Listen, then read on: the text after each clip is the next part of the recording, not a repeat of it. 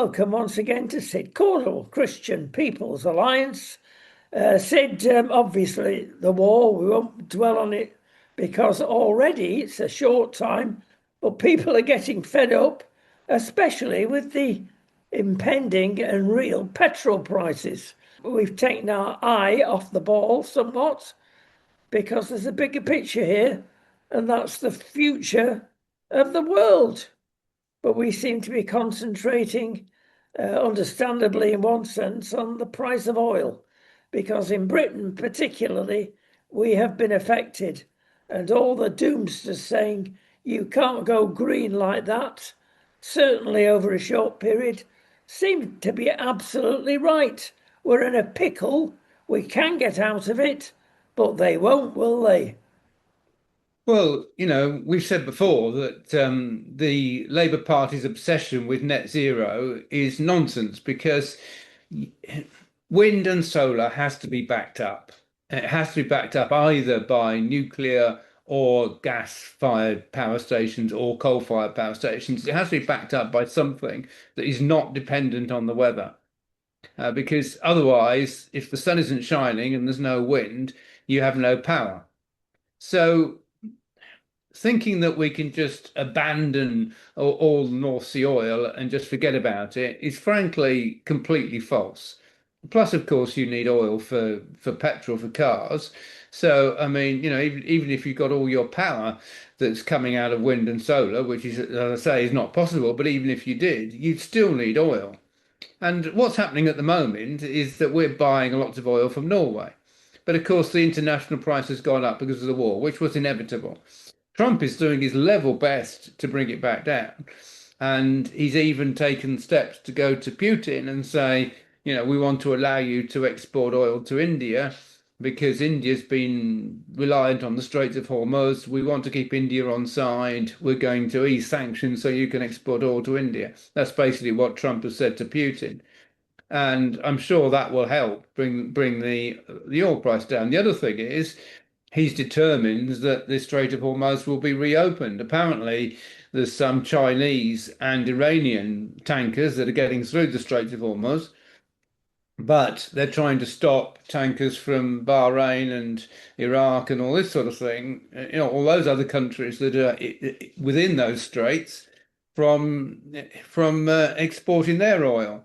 So it's a problem, but Trump is determined to reopen the straits. But what he said, interesting enough, is that we don't have enough American ships on site to do the job of escorting tankers through. So I want NATO countries to do it. And he's asked Britain to be involved. But of course, Britain is like, oh, well, all our ships are allocated elsewhere. We haven't got any spare ships. And the one that we are sending is going to be used to protect Cyprus. So we haven't got any ships to patrol the Strait of Hormuz, which is frankly utterly nonsense. But Starmer's making no friends whatsoever by his behaviour during this war. State of our neighbour, the state of our navy, which used to be our pride and joy, is awful. I mean, the RAF seem to be coping. Our foot soldiers are not yet called in, but the navy has been found wanting big time. There's been no investment for donkey's years, and it's all right saying the Tories are responsible, which they are. But Labour are more responsible. They've done nothing. Well, that's not quite true because Tony Blair did build a brand new aircraft carrier. But where is we're supposed to have two aircraft carriers in operation? Where are they? And the last I heard was that they were allocated to the EU. So it's like, what? So apparently the EU is now controlling our navy. So we can't allocate ships because we don't have any control over our ships anymore. One is under Apparently. repair, Sid. The other one is not quite ready to go. But that aircraft carrier, two of them, have been a disaster since day one. They've kept breaking down, Mm. not being suitable, not having any aircraft. Well, we can borrow them from the States. it's been a mega investment and a big disappointment. But this Mm. is procurement again, isn't it? Well, that dreadful word rears its ugly head and it's back to procurement. It seems to me that they don't know what they're doing, but that's been levelled against this government for getting on 2 years now. And it's taxpayers' money. Let's slosh it around. These aircraft carriers cost a fortune. Yes. And value for money wise, again, disaster. They could have probably built 20 other ships for the cost of the aircraft carriers. Well, yes, but you see, one of the things that I find unacceptable, frankly, is the fact that we knew this war was going to start, and we've known it for at least 3 months, because, you know, Trump was sending aircraft carriers over there and sending ships over there, and it was obvious that those aircraft carriers and ships weren't going to be there for nothing. At some point, fighting was going to start. And at that point, when Trump started sending aircraft carriers and ships over there, our aircraft carriers and ships should have been readied. And it's not good enough to say, oh, they're being refitted. I'm sorry. Oh, we've only got one ship from the whole of the Royal Navy that itself wasn't ready, but we found one ship that we can send. I mean, it's absolutely pathetic, isn't it? Totally pathetic. I mean, even France has found 10 ships. And you're actually saying that France is way ahead of Britain when it comes to ships. I mean, it's just nonsense. I mean, we should have maybe have had immediately in December. We should have been starting to ready our ships and had 10 ships ready to send to the Middle East. That's what should have happened. I mean, what's actually happened is utterly an embarrassment. Yes, the world sees it. Sometimes we see it, but the world certainly sees it. And right, they would sooner spend money on illegal and legal immigration. They'd sooner spend money on allowances, gifts, which should never be there to either keep people at home, keep them watching Netflix. It's a mess. Yeah, And one thing, by the way, on that point, you see, our policy is to get the Royal Navy in the Channel to stop these small boats coming over, to basically close our borders. And I was told that, oh, well, an order was given to the Royal Navy to do that, but the Royal Navy refused. It's like, what? They refused. How can the Royal Navy refuse a request from the British government? I mean, to me, if that's correct, it shows there's something seriously wrong with the Royal Navy, the way it's being run. point taken, Sid. We must move on. One of them is Mark Carney. Now, he was odd as the big cheese in the Bank of England for quite a few years. He was hard work, and now it can be conclusively proven that he's hard work as PM of Canada. It's the same Mark Carney, terrifically woke and causing as much havoc as the aforementioned Prime Minister Trudeau Jr. Now, there's a lot of nations gone in this direction worldwide. People call it progressive. I call it regressive. They seem to think it's the right way of going. But I tell you what, there are some hints coming out after his visit to China and where he met the chief honcho there, Xi Jinping, and they seem to go on well. And they came out with some statements, one of which you and I have heard many times before, which was, "This is the new world order." Now that's frightening, isn't it, Sid? Because we know what goes on there. Yes, yes, yeah. I mean, absolutely. It's interesting. This new world order is supposed to be centered on international law, and we're supposed to have an international government, are we? I mean, the truth is, we don't have an international government. Anything that is international law is actually resolutions passed by the United Nations. But anything passed by the Nations in the General Assembly is advisory. Nothing is compulsory. The only thing that is in theory compulsory is resolutions passed by the Security Council, but they're very few and far between simply because of the variety of countries on the Security Council, which include Russia and China and the United States, as well as Great Britain and France, and it's very difficult for the Security Council to make a unanimous decision, which they have to. And of course, they haven't been able to over the Ukraine war, for instance, because of Russia being a permanent member of the Security Council, nothing can ever be agreed. So, actual, real international law is almost non-existent. So, instead of that, we've got international lawyers who basically make it up as they go along and they decide what is international law. We have decided that international law is going to be an international right to abortion. This is now under international law. It's like, what? Where have you got that from? Oh, we've made it up. It's just the whole thing is complete nonsense, frankly.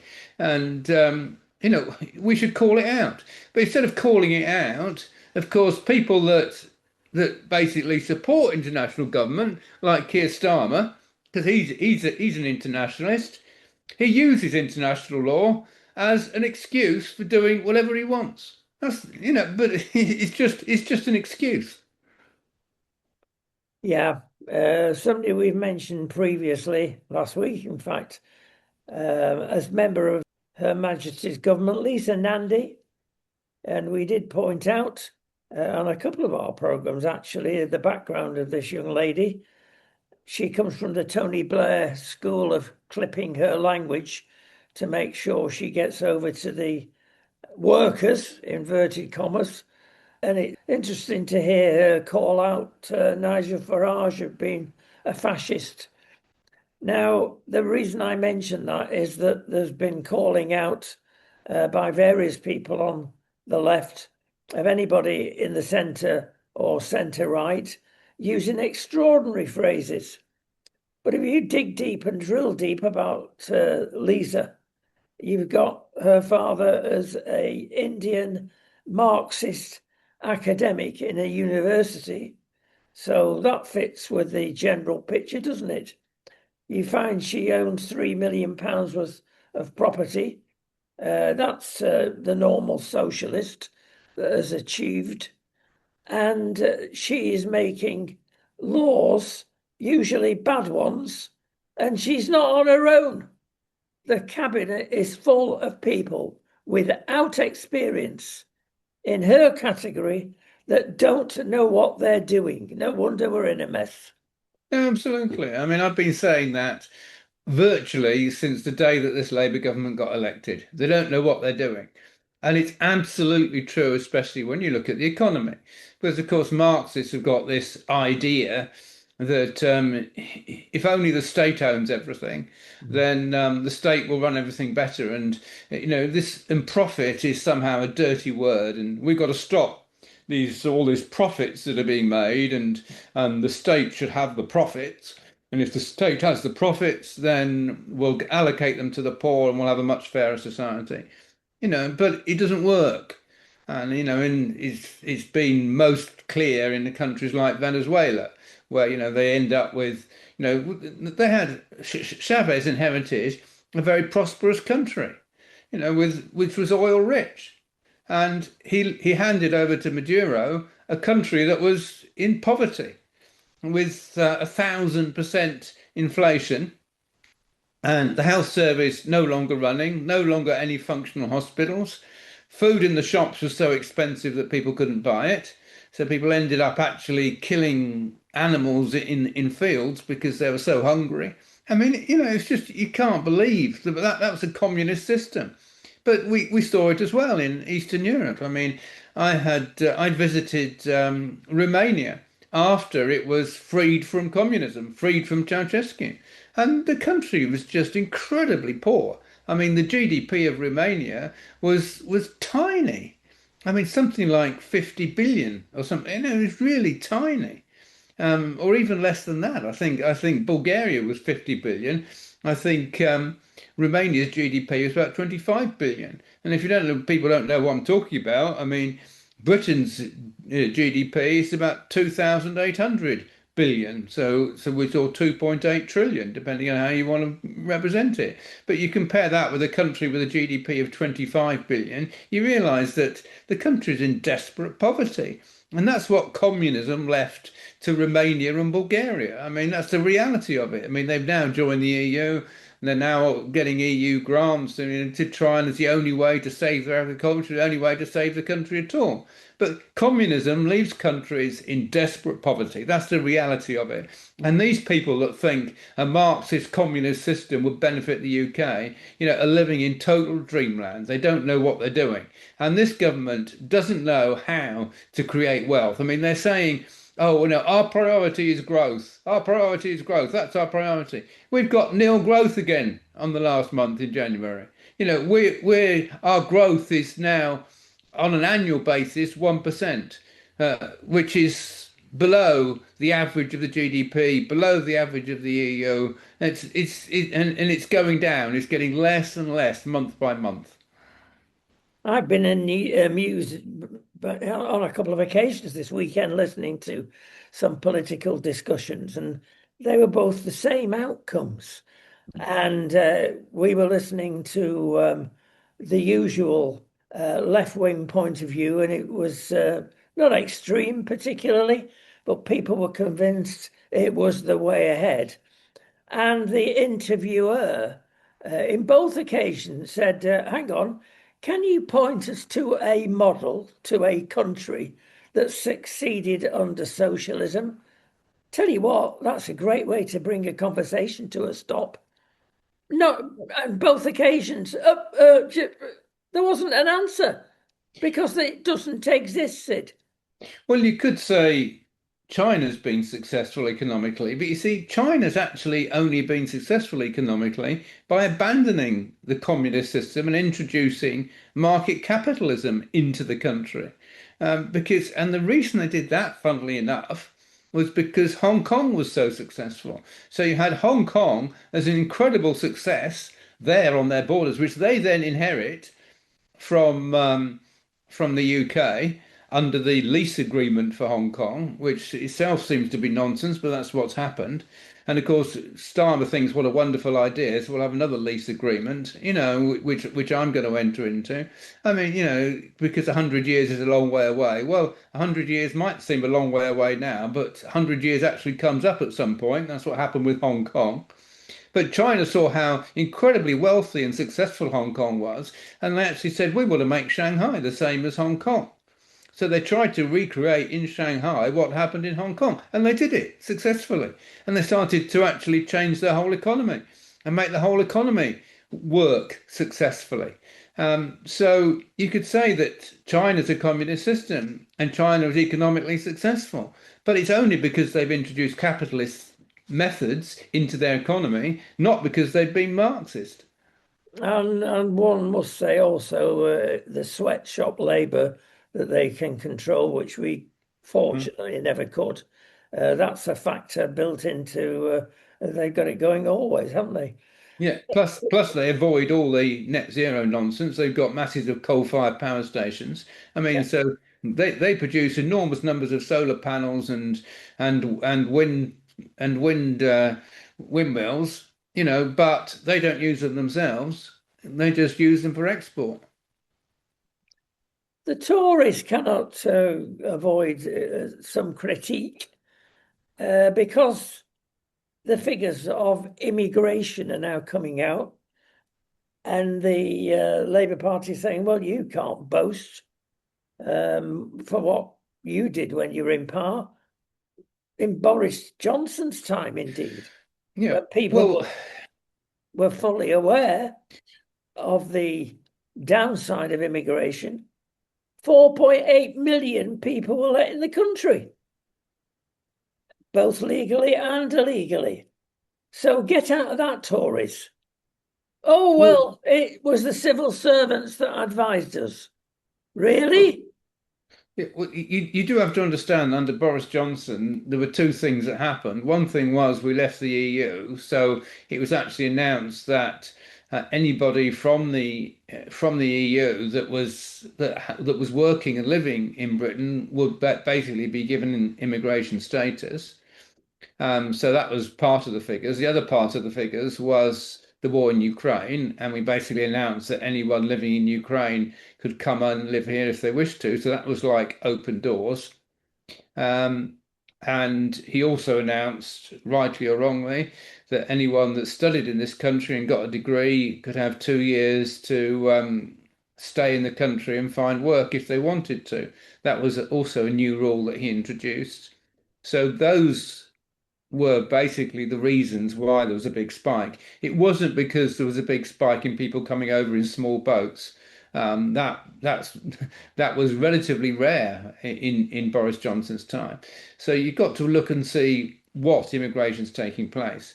But you see, under Keir Starmer was very clear prior to the elections that he was going to stop the gangs and he was going to deal with the gangs.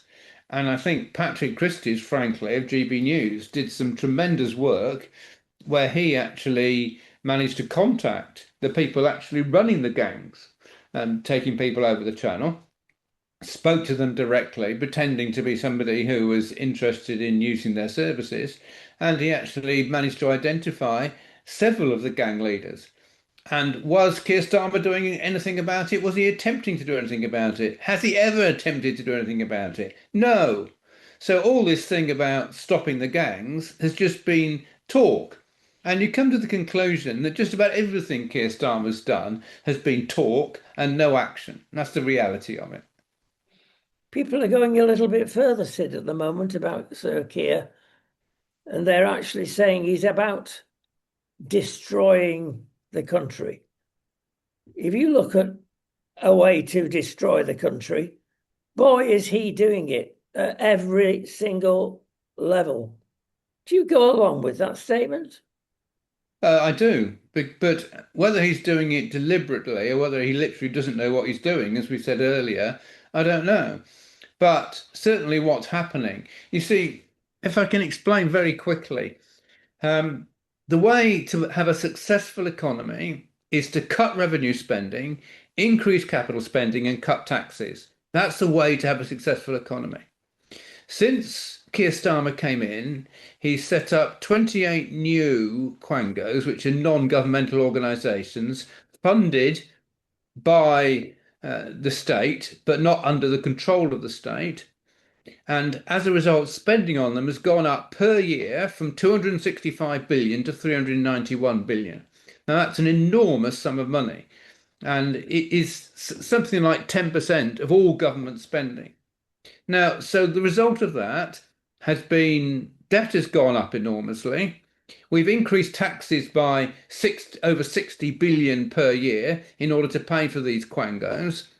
And we've cut capital spending because we didn't have enough money for capital spending because of the debt and so on and so forth. So we've done completely the opposite of what we should do for growth. We've increased revenue spending drastically, we've cut capital spending, and we've greatly increased taxes. So what we're doing is exactly the opposite of what you need to do for a successful economy. And do I think Keir Starmer's doing it deliberately? Well, I think he's completely reckless. I think he's deliberately set up all these new quangos, but I don't think he knows what he's doing, frankly. One mustn't forget the civil servants are in the same pot, in that they've never, most of them, run any business. Neither has the cabinet in this present government. How can they possibly get us up and running? Well, yes, control of the civil service is obviously another major issue. See, that's what Margaret Thatcher was so good at. I mean, she was very sceptical of the civil service. She was a very strong prime minister and succeeded in telling the civil service what to do. But under this government, the civil service are just basically doing whatever they like at the government's bidding, but basically. But it's interesting. I find it very interesting that every time you have a civil service spokesman, they're always just supporting government policy and well, or supporting Labour Party policy, I should say. which you don't get when you have a Conservative government. You tend to get the civil service that's says very little because we have to be impartial, or is actually critical of the instructions that they've been given by the government. So we now have a civil service that to this government is extremely compliant. But the civil service itself is also mushrooming. So even though we've got AI, we've got new technology, you should be able to run everything much more efficiently. Instead of that, we've got a mushrooming civil service. And this is something that Reform are aware of. And although they don't seem to be able to say anything about quangos, which I've just talked about, they have been talking about the civil service and how they're going to get to grips with it. And good luck to them. Yeah, and let's talk about, in army terms, boots on the ground. How does it affect the ordinary person in the country, all this inefficiency? Well, here's one. How do you get on the property ladder these days? It's almost impossible. I'll tell you how to do it. You've got to save for 7 years, assuming both of you are working, to get a deposit together before you get in hock with a big mortgage. Now, if a husband and a wife are saving 50% of their wages, and there's very few people that can do that these days, Sid, but if they are able to do that, that will only get them enough money to get a deposit on the housing. That is terrible. And I'll tell you something even worse. You try that in London. It's not 7 years, it's 20 years. Something has to be done. What's the solution? Well, this solution in a nutshell is to close our borders. You see, there's been evidence that's just come out that 40% of all new build houses are going to immigrants. So that's an enormous number of new houses. And as we've said before, the quality of the new houses being built are generally very good. So we're not in a situation that we were having in the 1960s when the government was just focused on numbers of new houses and they were building all these high-rise flats everywhere, which was producing enormous numbers of new houses, but the quality was frankly terrible. And what they were actually building was a whole load of new slums that had to be demolished before long. What we're building now is much better quality. But if 40% of the quality new houses being built are going to immigrants, you realise that no wonder house prices are going up. And from my experience myself, what I've actually been knocking on doors in a poor area of London, like Tottenham, for instance, where we had a candidate in a by-election, and I thought this street, which I was knocking on, relatively poor terrace houses, it will be an area that will be very good for first-time buyers, and you would expect first-time buyers to be buying houses on that street. But as I knocked on the doors, almost all the houses were occupied by immigrants. So I'm thinking, wow. So actually, first-time buyers can't get on the property ladder because immigrants are occupying all the houses. Now, I'm not saying that, that only white people should own houses. I'm not saying that for a long shot.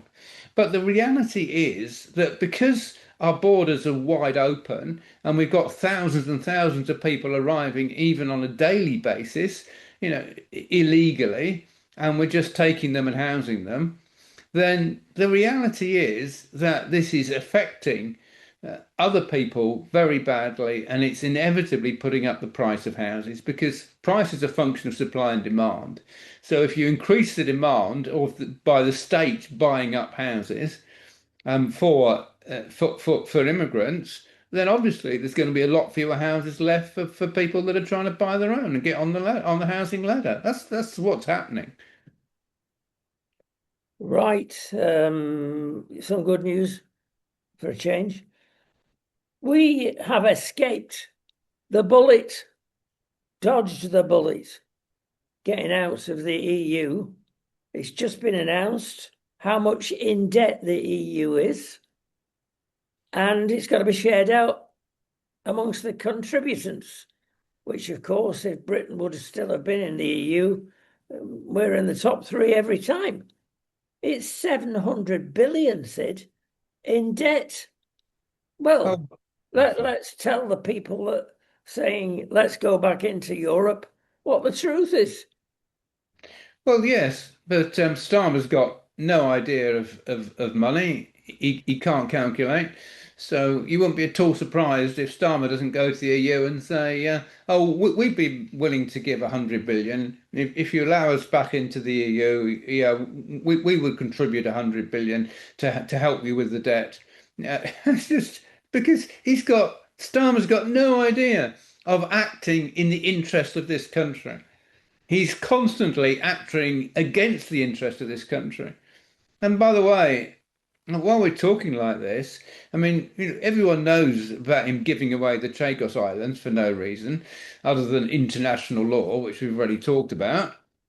We now find that Argentina is saying that they're going to take over the Falklands and are quite likely to take over the Falklands, which Margaret Thatcher saved when Argentina tried to take it over before. But now we've got no desire to do anything like saving the Falklands again. So there's no British defence there. There's going to be no British defence. It's quite likely that we'll lose the Falklands. He's apparently already given up Gibraltar, to Spain and said, right, yeah, Spain can control Gibraltar. He's giving up everything that has been prized in the past for centuries, and his economic policy is terrible, as I've already said, and everything he does is against the interest of this country. Well, we, as you know, sit here a very short distance from Gibraltar. We have a lot of friends there. We know people even in government. We're quite clued in with what's happened there. And we have covered this on another program last week, but it's worth mentioning again at this stage that this is exactly Chagos 2, because nobody knows what's going on with Chagos, except the Americans, frankly. Nobody knows what's going on in Gibraltar. They do now. 2 weeks ago, it was released 700 pages of documents with an agreement between the EU, including Schengen area, and Gibraltar. And there's 1,000 and odd pages actually, if you put it on A4. It's a big document. And it's the same as what Starmer is doing on so many fronts. It's all in legalese, and forget the headlines. It's the small text that you look for. And that leaves Gibraltar open to all sorts of shenanigans. Another Chagos Island, basically. Now, having said that, Gibraltar is unusual. There's no centre to right wing parties. Never has been in donkey's years. It's all left wing. Fits Starmer's model beautifully for a takeover. And 98.5% of Gibraltarians a couple of decades ago said they want to stay British. And it's not much less now, well over 90-odd%. So what's the deal here? Number one, Spain want Gibraltar back at any cost, even though they've not had it for 3 centuries and more. And people are saying, no, we want a vote and we want to stay with Britain. They've got no right under any law, whether it's international or not, to say that. But they will do anything. And the Gibraltarians have not been given the whole truth. But one truth they see is that up to 15,000 people from the local area go across the border every day to work in Gibraltar, because Gibraltar's got the British disease. They don't want the menial tasks. 80% of the workers in the hospital come over the border every day, and they want to preserve that at any cost. Well, it's going to be at any cost. The door is now open for a takeover sooner or later. But the good news is, just like Chagos, the Americans won't let it happen because inside that rock is installations that you would not believe. We tried filming close to the rock one day, couldn't get the cameras to work. The intensity of various different types of rays destroyed the filming. It's critical, that rock is, not to Britain, but to the free world.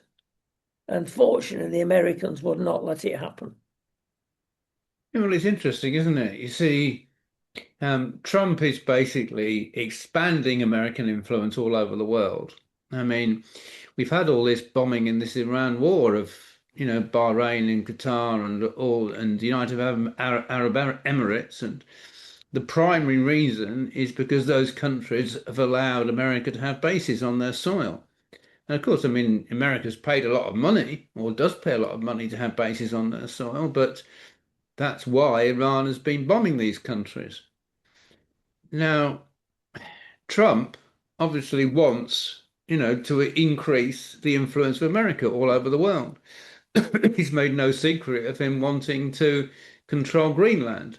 And apparently there's some agreement now where America will have bases and or more bases, because they've got one already, but more bases and more control of Greenland, even though they won't control the country entirely.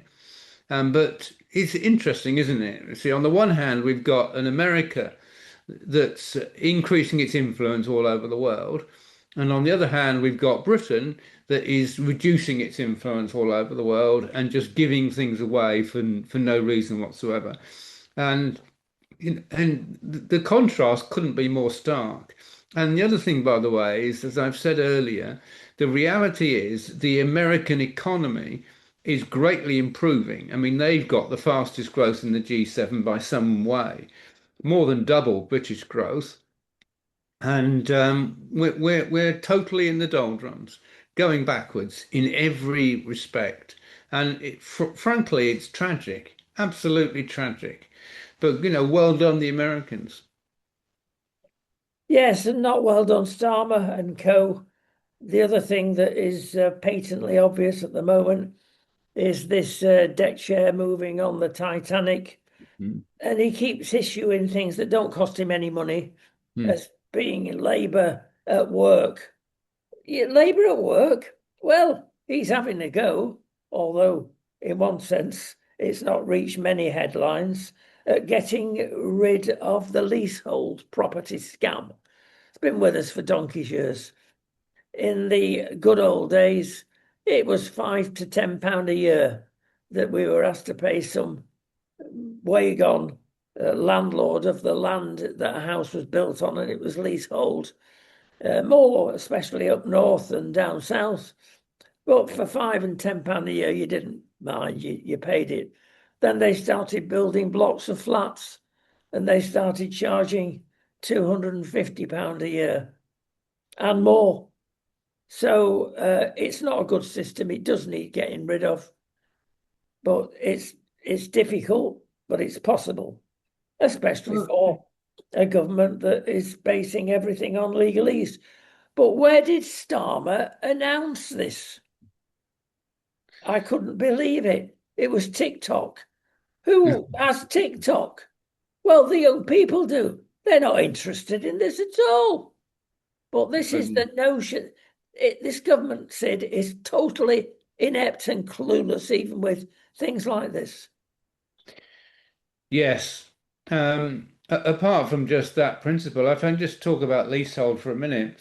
You see, it is sensible to have with a flat, somebody has to own the land that the flats are built on.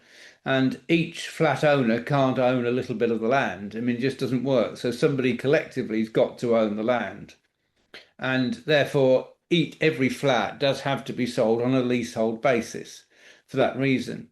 But we've had lots of acts like the Leasehold Reform Act, and different laws have been introduced to control leasehold power, which is quite right. But I think the problem now is that some flats are just charging too much. And by the way, part of this problem arose with the sale of council houses when councils were trying to undermine the sale of council houses. So, in order to undermine the sale of council houses, they started introducing service charges and saying, okay, yeah, you can buy your council house, but we're going to charge you for cutting your grass and we're going to charge you for this, that, and the other, which will be a service charge on your house. And then, and then they were stretching the law to its limit to introduce charges, which is basically what these leasehold flats are trying to do. I mean, they're not just saying, oh well, this is the cost of the land, so this is your charge for being fit for the land. They're also saying, well, we're going to have to introduce a service charge, so you have to pay for all the stairs to be cleaned and so on and so forth. And a lot of sometimes these charges are a complete rip-off. So I think rather than getting rid of leasehold altogether, what we should do is to look at the charges that are being made and the extent of the charges, which, as you said, used to be nominal, have now gone up far too much. So we need to concentrate on the price, not the system. That's my view. Interesting. We're going to quickly move on with time's going rapidly and mention a Dutch young lady, which we'll call Eva or Eva. And I'm not even going to attempt to pronounce the surname. It goes longer than the Welsh famous railway station. It's a challenge. Anyway, Eva is apparently right-wing Dutch and very well known and respected. And Sir Keir has decided she's not welcome in our country. That is disgraceful. Who's he to decide? Well, of course, she's absolutely opposite from what he is. She's actually said, oh, when are you going to sort out these rape gangs, these grooming gangs? That's upset Sir Keir, and he's not allowing her in. She complained about Elon Musk, and Sir Keir doesn't like Elon Musk. So, for various obscure reasons, she's not allowed in. She's even said, explain about Tommy Robinson, what's really happened about him. Let's have the whole truth. Now, when politicians are being squashed this way, it's wrong. Yeah, I totally agree with you. I mean, that in a sense is an abuse of power because when it comes to immigration, uh, we don't ask what people believe and say, oh, well, because you believe that, you can come in, unless they support terrorism. But even some people that support terrorism, we allow them in. We don't. There's been numerous examples of people that have managed to get in, particularly arriving illegally, and have just got into the country, and they're actually people that are members of the Muslim Brotherhood who are banned in their own countries but allowed into this country. So we allow people like that in, but it shouldn't be, frankly. Immigration shouldn't be based on people's ideas and people's beliefs unless they're terrorists and supporting terrorism or have a criminal past, which obviously, if they're being criminally convicted in another country, they shouldn't be allowed into this country on that basis. What tends to happen, by the way, with illegal immigrants is that they throw away the passport. So it's like when they arrive in Britain, nobody knows who they are. And it takes a while for the British authorities to find out who they are, and by which time they've been here living in hotels for a period of time, which is frankly a matter of grave concern. But as we've said before, we need to control our borders. But yes, I mean, absolutely. I mean, not allowing somebody into the country because of their beliefs in general is wrong. Which moves us on to soccer, well, sport actually. And it's interesting, and it covers not only soccer, so it covers cricket and rugby. There's something wrong, and it's been highlighted to me watching Man U, my team, play Aston Villa. Important match that, because it depends who gets into Europe next year. More matches to play yet. But that was a first half of absolute drudgery. And let me say the other two nil-nil draws yesterday were of a similar nature. And I thought, what are people paying high ticket prices, transport costs, parking costs that on average are £100 a game to watch rubbish? Now it completely changed in the second half, and it was end-to-end stuff like the good old days. But no, it was absolute negative versus negative. I thought Keir Starmer was playing at one state of the game. Complete straitjacket of our sports. What causes this? Well, ask Mr. Borthwick, who's about to get the exit sign for non-delivery on the rugby pitch. Ask all the trainers and leaders of our cricket team. I mean, it's a nonsense. Quickly going back to soccer, you've got one trainer, manager. No, you haven't. You've got five other people hanging on, and then directors are trying to mosey in. Interestingly, Mr. Emery, who is head of our friends Aston Villa, is one of the few managers that are being considered. They'll have problems turning the present manager over, who's performed so well. But he's been quoted as taking over Manchester United because he's probably the only guy that could do it. Because before he goes into a job, he says, I'm the manager, as Sir Alex Ferguson was. I don't want a director telling me what to do. I don't want all these trainers and whatever. What I say goes. And it's proved very successful, even though the Villa have had a difficult month or so. And he's the only one that could cope with Man U. Well, that's not strictly true anymore. Well, yes, you see, on the general point that you're making, I mean, there's enormous amounts of money in sport these days. I don't think what you're saying applies to cricket, by the way, because you've been very critical of the British cricket team or the English cricket team, I should say, for being so aggressive, and you're saying they should be a lot more defensive. So I don't think you can say on the one hand they're too aggressive and then it's boring. I don't think they're boring at all. No, it But was the brain power I complained about. Your bad person, Sir Geoffrey Boycott, actually said that. I did agree with him. Well, they're all using half a brain. Let's have the whole brain, Sid. And there are times for baseball as well as times for being a little prudent. yes. But I think one of the problems in football is that people obviously are afraid of losing. And when you're afraid of losing, you've got to defend. I mean, you do have to be able to defend, of course. And I love watching football when it's end-to-end stuff. And these days, footballers have to be very fit. And one of the reasons I think why that there's more action in the second half of matches is that players do tire a bit. So they tend not to be able to run quite as much. And so opportunities open up. But I think Michael Carrick has done very well for Manchester United, and God bless them. I mean, it's incredible to see Manchester United now third in the table. When I believe when he took over, they were seventh, and of course the beating both Manchester City and Arsenal in consecutive games at the beginning of his tenure was an incredible achievement. So good luck to him. At the moment, I don't think Manchester United need to look for another manager. Emery, of course, has done brilliantly at Aston Villa. He did well at Arsenal, but I think Arsenal's standards, of course, are extremely high.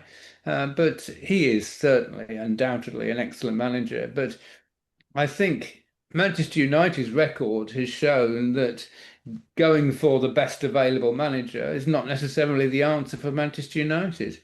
But I mean, Moyes, who took over from Alex Ferguson, is a great manager, and he's proving to be a great manager again back at Everton. Very successful manager, but it didn't work for him at Manchester United. So, very successful managers don't necessarily do well at Manchester United. So they're doing well now with the Manchester United man who's Manchester United born and bred. So let's stick with him. Yeah, and finally, on the subject, more than anything else, maybe, is the data disease. Mm. The number of pundits that are ready to quote data. And we go off the figures. How many set pieces? Well, we mustn't have a special manager for set pieces, for free kicks, for corners. And let's look at the data. And when you're looking at the data, you kill off any inspirational football play. Oh, I can't do that. I want to dribble through the centre and score a goal. Oh, I can't do that because only 1 in 20 succeed. It's killing the game, Sid. Yeah, well, I must admit, sometimes when you watch players passing the ball one to the other and passing it back and so on and so forth, you see, part of it is that player preserving their statistics of successful passes. Because, it's like, oh, this person's got 80% successful passes. This person's got 90% successful passes. So they're a brilliant player because they've got 90% successful passes. But actually, if all the passes are just going sideways and backwards, then who's interested in successful passes going backwards? I mean, successful passes should be passes up the field. And by the way, one of my favourite players that I enjoyed watching was Glenn Hoddle, because Glenn Hoddle could pass a ball onto a sixpence, and he was a brilliant passer of the ball. But he didn't spend lots of time passing the ball backwards or sideways.